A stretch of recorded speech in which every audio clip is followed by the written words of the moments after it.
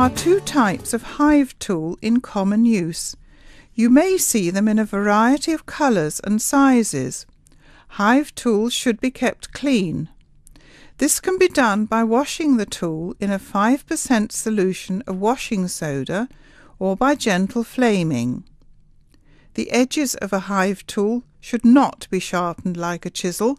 There's no need, and it is too dangerous. Make a note of how sharp your hive tool is and file the edge once a year. This film also shows the use of the wedge. These are made by the beekeeper, ideally out of hardwood, such as oak, so that they can be flame sterilised. Make a few. They tend to get lost. Do not use plastic door wedges. They cannot be cleaned. The hive tool is the third most essential tool for the beekeeper, after the veil and smoker. Do not be tempted to use an ordinary chisel or screwdriver instead. Both may result in damage to equipment or to yourself. The plain hive tool has a box levering edge and a frame levering edge. The J type has a box levering edge and a J hook and a small notch. Either type may have a small, possibly tapered hole, which is intended for removing small nails like a claw hammer. The box levering edge of the hive tool is used thus to separate chambers and other components. Ensure the tool is inserted at least a ½ inch or 1 centimetre into the corner before levering. If it is less, it may slip. This is the major cause of damage to chambers, and over time may result in them becoming robbable by other bees coming in through a damaged corner. Do not hammer in hive tools. Take your time, or do not push too hard. You may dislodge the hive on its base. The wedge is used in conjunction with the hive tool to ensure that chambers are not repeatedly dropped on top of each other when the hive tool is moved to apply more leverage. This helps to keep the bees calm. At the start of the season, when a hive is heavily propolised or has not been open for some time, it is quite common for the top bar of the frames of the lower chamber to become attached to the bottom bars of the upper chamber. In this case, when you lift the upper chamber, you will bring with it some frames from the lower chamber. Use the wedge to hold the chambers apart while you check carefully in the gap that no frames in the bottom chamber have become attached to those in the upper. Use the hive tool to carefully lever them down. Check both sides of the hive. You will need 2 wedges.